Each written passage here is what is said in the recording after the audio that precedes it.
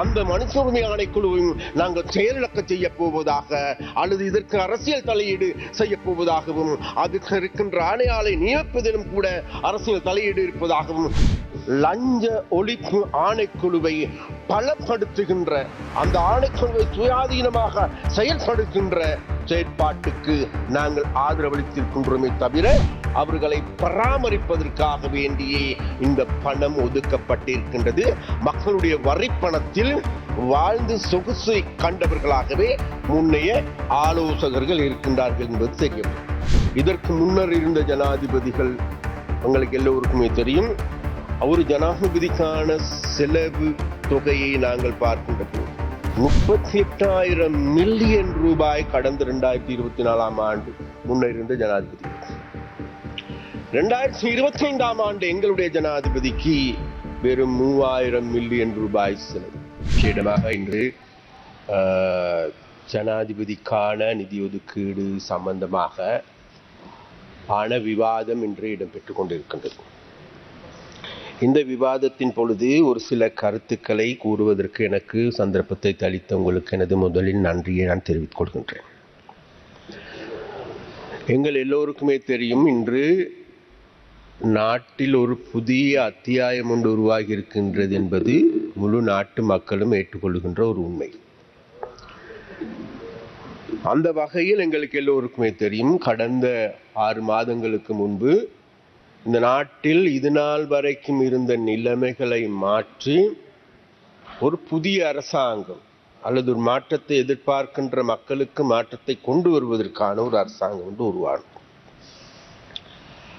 அந்த அரசாங்கம் உருவாகின்ற பொழுது மேலே தேசிய மக்கள் சக்தியினுடைய விசேடமாக நாங்கள் முன்வைத்த கொள்கை பிரகடனத்தை எடுத்துக்கொண்டாலும் சரி, எங்களுடைய அன்றைய காலகட்டங்கள் எங்களுடைய பேச்சுக்கள் எடுத்துக்கொண்டாலும் சரி, விசேடமாக அது நாள் வரைக்கும் இந்த நாட்டு மக்கள் மத்தியில் கூடுதலாக பேசப்பட்டு வந்த இந்த அரசியல்வாதிகள் தொடர்பாக, அரசாங்கங்கள் தொடர்பாக, இவர்களால் பின்பற்றப்படுகின்ற கலாச்சாரம், அரசியல் கலாச்சாரம் தொடர்பாக பாரியதொரு விமர்சனம், பாரியதொரு எரிச்சல் ஊட்டுகின்ற கருத்துக்களே மக்கள் மத்தியிலிருந்து கூடுதலாக பேசப்பட்ட விடயமாகும்.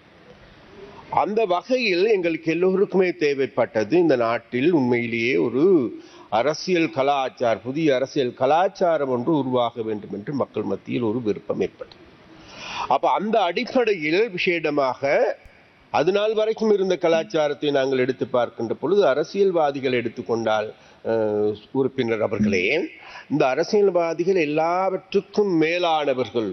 இந்த நாட்டின் ஜனாதிபதி எடுத்துக்கொண்டாலும் சரி, அமைச்சர்கள் எடுத்துக்கொண்டாலும் சரி, கேபினட் அமைச்சர்கள் எடுத்துக்கொண்டாலும் சரி, இந்த நாட்டின் மக்களை பொருட்படுத்தாது தாங்கள் தான் இந்த நாட்டின் மன்னர்கள் என வாழ்ந்த காலம் ஒன்று இருந்தது.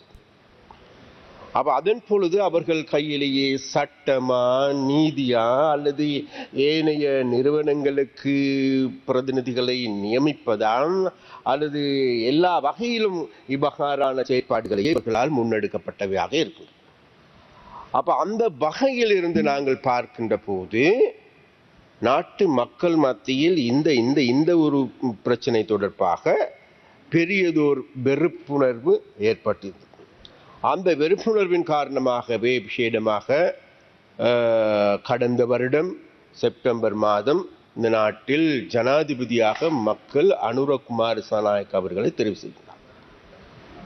தெரிவு செய்கின்ற போதும் கூட எங்களுக்கு எல்லோருக்குமே தெரியும், அது நாள் வரைக்கும் இந்த நாட்டில் அரசாண்டவர்கள் எடுத்துக்கொண்டாலும் சரி அல்லது ஜனாதிபதிகளாக இருந்தவர்கள் எடுத்துக்கொண்டாலும் சரி, அது நாள் வரைக்கும் இந்த நாட்டில் அவர்கள் ராஜாக்களாக அல்லது குடும்ப பரம்பரை சொத்துக்களாக அல்லது தாங்களுடைய தந்தைமார் ஜனாதிபதியாக, மாமன்மார் ஜனாதிபதியாக இருந்த நபர்களே மீண்டும் ஜனாதிபதியாக வேண்டும் என்று அவர்கள் அந்த தேர்தல் காலத்திலே போட்டியிட்டிருந்தார். அன்றைய காலகட்டங்களுக்கு எங்களுக்கு எல்லோருக்குமே தெரியும், அனுரகுமார் திசாநாயக்க என்பவர் சாதாரண ஒரு குடிமகனாக ஒரு ஏழை குடும்பத்தில் பிறந்து வளர்ந்து அதன் பிறகு பல்வேறு இன்னல்களையும் சந்தித்து கல்வி கற்றுக்கொள்வதற்கும் கூட பல்வேறு நெருக்கடிகளை சந்தித்து பிறகு நாட்டில் ஒரு பட்டதாரியாக மாறி ஒரு அரசியலில் ஈடுபட்டு அந்த அரசியல் விடாமுயற்சியின் அடிப்படையில் அவர் இன்று ஜனாதிபதியாக தெரிவு செய்யப்பட்டிருக்கும். அது ஜனாதிபதியாக தெரிவு செய்யப்படுகின்ற பொழுது உங்களுக்கு எல்லோருக்குமே தெரியும், இன்றைக்கு நாட்டில் இருக்கின்ற முழு நாட்டு மக்களுமே இன்றைக்கு அனுர்குமார் சனாயக் அவர்களை யாரை தழுவிக்கொள்ளுகின்ற ஒரு நபராக மாறி இருக்கின்றார். அது வடக்கா கிழக்கா தெற்கா மேற்கா என்றல்ல, அனைத்து மக்கள் மத்தியிலும் அந்த அபிப்பிராயமே உருவாகி இருக்கிறது. அது மாத்திரமல்ல, இன்னைக்கு உலக ரீதியாக எடுத்து பார்க்கின்ற பொழுதும் கூட அவ்வாறான ஒரு நபர், அவ்வாறான ஒரு ஜனாதிபதி, புதிய ஜனாதிபதி ஒருவர் உருவாகி இருக்கின்றார் என்ற கருத்து ஒரு உலக வாழ் மக்கள் மத்தியிலும் சரி, உலக நாடுகளில் இருக்கின்ற அரசியல் தலைவர்கள் மத்தியிலும் சரி, அவ்வாறான ஒரு கருத்து உருவாகி இருக்கின்றது. அப்ப அவ்வாறான கருத்துக்கள் உருவாகி இருக்கின்ற பொழுது எங்களுக்கு எல்லோருக்குமே தெரியும், 2022ஆம் ஆண்டு என்பது இந்த நாட்டில் ஒரு தீர்மானகரமான ஒரு நிலைமை ஏற்படுத்தியிருந்து. அதுதான் இந்த நாடு 2022ஆம் ஆண்டு ஏப்ரல் மாதம் 12ஆம் தேதி இந்த நாட்டில் வங்குரோத்து அடைந்த நாடு என அறிவிக்கப்பட்டது. அப்ப 2024ஆம் ஆண்டு நாங்கள் திரும்பி பார்க்கின்ற பொழுது செப்டம்பர் மாதம் எடுத்துக்கொண்டால் எங்களிடம் ஆட்சி அதிகாரம் வருகின்ற போது உண்மையிலே எங்களுக்கு கிடைத்தது இந்த நாட்டில் ஒரு வங்குரோத்து அடைந்த நாடாகும். அப்ப அந்த வகையில் இந்த வங்குரோத்து அடைந்த நாட்டை கட்டியெழுப்ப வேண்டிய தேவை எங்களுக்கு இருந்தது. அப்ப அந்த வகையில் இன்றைக்கு எங்களுக்கு எல்லோருக்குமே தெரியும், அது மாத்திரமல்ல, இந்த பொது தேர்தல் எடுத்து பார்க்கின்ற பொழுது பொது தேர்தலில் முழு நாட்டு மக்களும் எங்களை ஏகமனதாக தெரிவு செய்தார்கள். அதன் வெளிப்பாடாகவே இன்று 159 பேரை மக்கள் எங்களுக்கு தெரிவு மக்களுடைய ஆணையின் கீழ் அனுப்பியிருக்கின்றார்கள். அப்ப அதனால் எங்களுக்கு ஒரு கடப்பாடு இருக்கின்றது. யார் எங்களை விமர்சித்தாலும் சரி, எங்களை ஏசினாலும் சரி, எங்கள் மீது என்ன குற்றச்சாட்டுக்களை முன்வைத்தாலும் சரி, எங்களுடைய மனசாட்சிக்கு விரோதமில்லாது நடப்பவர்கள் நாங்களா என்றால், நாங்கள் இந்த அரசியலுக்கு வந்தது, எங்களுடைய இருக்கின்ற எல்லா உறுப்பினர்கள் எடுத்துக்கொண்டாலும் கூட இந்த அரசியலை தேர்ந்தெடுத்தது தாங்களுடைய மடியை மாத்திரம் நினைத்து அல்ல. எங்களுக்கு 1வது 2வது 3வது நாட்டு மக்கள் மக்கள் மக்கள் மக்கள் மக்களுடைய வாழ்வே எங்களுடைய வாழ்க்கையாகும். அந்த வகையில் மக்களுடைய வாழ்க்கையை நினைத்து அவர்களுடைய வாழ்க்கையை முன்னேற்ற வேண்டும் என்கின்ற திசையிலேயே எங்களுடைய அரசாங்கம் இன்றைக்கு சென்று கொண்டிருக்கின்றது. அதனால் எங்களுடைய மனசாட்சி எங்களுக்கு சொல்லுகின்றது, நாங்கள் நேர்மையாக நடந்து கொள்ளும் பட்சத்தில் இந்த நாட்டில் இருக்கின்ற மக்களை உங்களை ஆற தழுவிக் கொள்வதற்கு தயாராக இருக்கிறார். அந்த வகையில் இன்றைக்கு எங்களுக்கு எல்லோருக்குமே தெரியும், நாடு முழுவதும் நாங்கள் செல்லுகின்ற இடங்கள் எல்லாமே மக்கள் மத்தியில் இன்றைக்கு அரசாங்கத்தின் மீது கூடுதலான நல்ல அபிப்பிராயங்களை உருவாகி வருகின்றன. அவ்வாறான அபிப்பிராயங்கள் உருவாகுவதற்கான காரணம் தான் வேறு எதுவுமல்ல உறுப்பினர் அவர்களே, எங்களுக்கு எல்லோருக்குமே தெரியும், நன்றாக தெரியும், கடந்த காலத்து அரசியல் என்பது என்ன. அப்ப அந்த கடந்த காலத்தில் அரசியலை நாங்கள் திரும்பி பார்க்கின்ற பொழுது இந்த நாட்டில் கொள்ளையடிக்கின்ற, இந்த நாட்டை சூறையாடுகின்ற, நாட்டு மக்களை ஏமாற்றிய நபர்களுடைய அரசாங்கங்கள் ஆகும். அது மாத்திரமல்ல, விசேடமாக நாங்கள் தமிழ் மொழி பேசுகின்ற மக்கள் என்ற வகையில் சதாகாலமும் தமிழர்கள் வஞ்சிக்கப்பட்ட, தமிழர்கள் ஏமாற்றப்பட்ட, அது மலையகமா அல்லது வட பகுதியை எடுத்துக்கொண்டாலும் சரி, கிழக்கு எடுத்துக்கொண்டாலும் சரி, எல்லா வகையிலும் இவ்வாறு ஒடுக்கப்பட்ட, நசுக்கப்பட்ட, ஏமாற்றப்பட்ட, வஞ்சிக்கப்பட்ட மக்களாகவே இந்த மக்கள் இருக்கின்றார்கள். அதனால் அந்த மக்கள் மத்தியில் இன்றைக்கு ஒரு தேவை இருக்கின்றது. அப்படியானால் இந்த நிலைமையில் இருந்து மாற்றமடைந்து உண்மையிலே அந்த மக்களுடைய நம்பிக்கையை வென்றெடுப்பது எப்படி என்கின்ற சவால் கடந்த காலங்களில் இருக்கு. அப்ப அந்த வகையில் இன்றைக்கு எங்களுக்கு எல்லோருக்கும் தெரியும், அது யாழ்ப்பாணத்தை எடுத்துக்கொண்டு பார்க்கின்ற போதும் சரி, வன்னி மாவட்டத்தை எடுத்துக்கொண்டாலும் சரி, நுவர்நியா மாவட்டத்தை எடுத்துக்கொண்டாலும் சரி, இந்த பிரதேசங்களில் வாழ்கின்ற அனைத்து மக்களும் இன்றைக்கு ஏகமனதாக இன்றைக்கு முதலாவது கட்சியாக தேசிய மக்கள் சக்தியை தெரிவு செய்து கொண்டிருக்கிறார்கள். அது தெரிவு செய்து கொள்வதற்கான முக்கியமான காரணம் தான் நாங்கள் முன்வைத்த எங்களுடைய கொள்கை பிரகடனத்தில் முக்கியமான ஒரு விடயம் தான், வேறு எதுவும் இல்லை, இந்த நாட்டில் ஒரு அரசியல் மாற்றத்தை ஏற்படுத்த வேண்டும், அதாவது சிஸ்டம் சேஞ்ச் ஒன்று ஏற்படுத்த வேண்டும் என்பது எங்களுடைய குறிக்கோளாக இருந்தது. அப்ப அந்த வகையில் நாட்டில் இருக்கின்ற மக்கள் மத்தியில் ஒரு நம்பகமான நிலைமை ஏற்பட்டது. அப்ப அந்த நம்பகமான நிலைமையின் கீழே இன்றைக்கு எங்களிடம் இந்த அதிகாரத்தை மக்கள் கொடுத்திருக்கிறார்கள். அந்த வகையில் இன்றைக்கு எங்களுடைய அரசாங்கம் இன்றைக்கு பல்வேறு சவால்கள் மத்தியில் பொறுப்பேற்ற போதும், நாடு வங்குரோப்படைந்த நிலையில் இருந்து பொறுப்பேற்ற போதும், எங்களுடைய அரசாங்கத்தினுடைய முகாமைத்துவமும் ஜனாதிபதி அவர்களுடைய முகாமைத்துவத்தின் கீழ் இன்றைக்கு நாடு ஓரளவு நிமிர்ந்து பெருமூச்சு விடுகின்ற நிலைமையை நோக்கி நகர்ந்து கொண்டிருக்கிறது. அது பொருளாதார ரீதியாக ஓரளவு ஸ்திரமான நிலைமை உருவாகி இருக்கின்றது. மறுபுறத்தில் நாங்கள் பார்க்கின்ற பொழுது இன்றைக்கு டாலர்கள் எடுத்துக்கொண்டாலும் சரி, ரூபாயின் மதிப்பிறக்கத்தை எடுத்துக்கொண்டாலும் சரி, அதை போன்று பங்குச்சந்தை எடுத்துக்கொண்டாலும் சரி, அனைத்துமே இன்றைக்கு ஒரு ஸ்டேபிளான நிலையான ஸ்திரமான நிலையை நோக்கி நகர்ந்து கொண்டிருக்கிறது. அது மாத்திரமல்ல, வங்கிகள் இதுநாள் வரைக்கும் தளம்பல் நிலையிலேயே காணப்பட்டது. அந்த தளம்பல் நிலையில் காணப்பட்ட வங்கிகள் இன்றைக்கு ஒரு ஸ்திரமான நிலைமைக்கு வந்திருக்கின்றது. அது மாத்திரமல்ல, இது நாள் வரைக்கும் இந்த நாட்டில் முதலீடு செய்கின்ற முதலீட்டாளர்கள் வருவதற்கு அஞ்சினார்கள் அல்லது சந்தேக கண் கொண்டு பார்த்தார்கள். இன்றைக்கு முதலீட்டாளர்கள் வருவதற்கான ஒரு நாடு இருக்கின்றது என்கின்ற நிலைக்கு இன்றைக்கு அவர்கள் சிந்திப்பவர்களாக மாறியிருக்கிறார். அந்த வகையில் இன்றைக்கு எல்லா வகையிலும் ஒரு ஸ்திரமான நிலையான நிலைமைகள் தோற்றம் பெற்றிருக்கிறோம். இருந்த போதிலும் கூட எங்களுக்கு தெரியும், எல்லோருக்கும், நாங்கள் விரும்பினாலும் விரும்பாவிட்டாலும் கூட கடந்த 76 வருடங்களாக நடந்தவை என்ன, அந்த சாபக்கேடுகள் என்ன என்பதை மீண்டும் மீண்டும் நாங்கள் பேச வேண்டிய தேவையும் இருக்கின்றது. ஏனென்றால் இந்த நெருக்கடி என்பது இன்றைக்கு ஒரு நாள் 2 நாள் 1 வருடம் 2 வருடத்தில் தோன்றியவை அல்ல என்பது எங்களுக்கு எல்லோருக்குமே தெரியும். அது கடந்த இந்த நாட்டுக்கு என்றைக்கு சுதந்திரம் கிடைத்ததோ அந்த சுதந்திரம் கிடைத்த காலத்தில் இருந்து இந்த நாட்டை ஆண்டவர்கள், ஆட்சி செய்தவர்கள், அவர்களால் முன்னெடுக்கப்பட்ட அரசியல் ரீதியான முகாமைத்துவமா அல்லது நிர்வாக முகாமைத்துவமா, பொருளாதார கொள்கைகளா, இந்த அனைத்து நடவடிக்கைகளுமே இன்றைக்கு இந்த ஒரு நிலைமைக்கு, இன்றைக்கு நாட்டு மக்கள் இந்த நிலைமைக்கு தள்ளப்பட்டிருப்பதற்கான ஒரு காரணமாகவும் இருக்கு. அந்த வகையில் உறுப்பினர் அவர்களே, விசேடமாக நாங்கள் இந்த நிலைமையில் தான் இன்றைக்கு எங்களுக்கு ஒரு சவாலான நிலைமை இருந்தது. அந்த சவாலான நிலைமை கடந்து வருகின்ற போது இன்றைக்கு எங்களுக்கு எல்லோருக்குமே தெரியும், நாட்டில் இன்றைக்கு நாங்கள் இந்த வரவு செலவு திட்டத்தை முன்வைத்து, முதலாவது வரவு செலவு திட்டம், கன்னி வரவு செலவு திட்டம், அந்த வரவு செலவு திட்டம் சம்பந்தமாக பேசப்படுகின்ற போது கடந்த காலத்தில் நடந்தவைகள் சம்பந்தமாக ஓரளவு ஒப்பீடுகளையும் பார்க்க வேண்டிய தேவை. கடந்த காலங்களில் இந்த நாட்டில் அமைச்சர்மார்கள் எடுத்துக்கொண்டாலும் சரி, ஜனாதிபதிகளை எடுத்துக்கொண்டாலும் சரி, அவர்கள் வாழ்ந்த வீடுகளை எடுத்துக்கொண்டாலும் சரி, மாளிகைகள் எடுத்துக்கொண்டாலும் சரி, அவர்கள் மன்னர்களாகவே வாழ்ந்தார்கள் என்பதற்கு எந்த விதமான மாற்று கருத்துக்கும் இல்லை.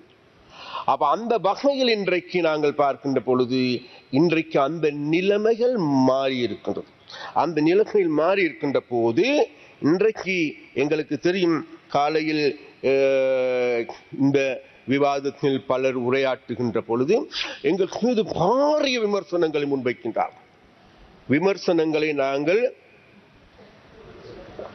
வெகுவாக ஏற்றுக்கொள்கின்ற ஒரு கட்சி. அவ்வாறு எங்கள் மீது விமர்சனங்கள் முன்வைப்புகின்றவர்கள் தாங்களுடைய மனசாட்சியை தொட்டு கேட்டு பார்க்க வேண்டும். இன்றைக்கு இந்த வரவு செலவு திட்டத்தின் மூலமாக நாட்டுக்கும் அல்லது மக்களுக்கும் நன்மை பயத்திருக்கின்றதா இல்லையா? இதனால் வரைக்கும் கைவிடப்பட்ட மக்கள் அரவணைக்கப்பட்டிருக்கின்றார்களா இல்லையா? அதற்கு இன்றைக்கு எங்களுக்கெல்லாம் ஒரு சான்றாக நாங்கள் பார்க்கலாம். விசேடமாக இன்றைக்கு நாங்கள் எங்களாக ஒதுக்கப்பட்டிருக்கின்ற நிதி போதாது அல்லது நிதி இல்லை என்று பல்வேறு குற்றச்சாட்டுகள் முன்வைக்கப்படுகின்றன. கௌரவ உறுப்பினர் அவர்களே, எங்களுக்கு அதாவது கிளிநொச்சி மாவட்டத்தை எடுத்துக்கொண்டாலும் சரி, மன்னார் மாவட்டத்தை எடுத்துக்கொண்டாலும் சரி, முல்லைத்தீவு மாவட்டத்தை எடுத்துக்கொண்டாலும் சரி, யாழ்ப்பாண மாவட்டத்தை எடுத்துக்கொண்டாலும் சரி, திருகோணமலை மட்டக்களப்பு மாவட்டங்கள் எடுத்துக்கொண்டால் கூடுதலாக தமிழர் வாழ்கின்ற பிரதேசம். அப்போ இன்றைக்கு காலையில் அல்லது இதற்கு முன்னர் பேசிய ஒரு சில உறுப்பினர்கள் இந்த இதுவைகள் தொடர்பாக ஆராயாது, இவைகள் தொடர்பாக தூர நோக்கத்தோடு பார்க்காது வெறுமனே குற்றச்சாட்டுக்களை மாத்திரம் முன்வைக்கின்றவர்களாக இருக்கிறார். அதனால் அந்த வகையில் பார்க்கின்ற பொழுது என்னிடம் இருக்கின்ற இதை நான் சபாபீடத்திற்கு சமர்ப்பிக்கின்றேன். இதில் பல்வேறு வேலை திட்டங்கள் முன்மொழியப்பட்டிருக்கின்றது. அந்த வேலை திட்டங்கள் எல்லாமே இன்றைக்கு முன்னெடுப்பதற்கான நடவடிக்கைகள் முன்னெடுக்கப்படுகின்றன. அதே போன்று எங்களுக்கு எல்லோருக்குமே தெரியும், எங்களுடைய ஜனாதிபதி அவர்கள், இதற்கு முன்னர் இருந்த ஜனாதிபதிகள் உங்களுக்கு எல்லோருக்குமே தெரியும், ஒரு ஜனாதிபதிக்கான செலவு தொகையை நாங்கள் பார்க்கின்ற போது 38,000 மில்லியன் ரூபாய் கடந்த 2024 ஆண்டு முன்னர் இருந்த ஜனாதிபதிகள். 2025 ஆண்டு எங்களுடைய ஜனாதிபதிக்கு வெறும் 3,000 மில்லியன் ரூபாய் செலவு. அப்படியானால் பெரிய மாற்றம் ஒன்று நிகழ்ந்திருக்கும்.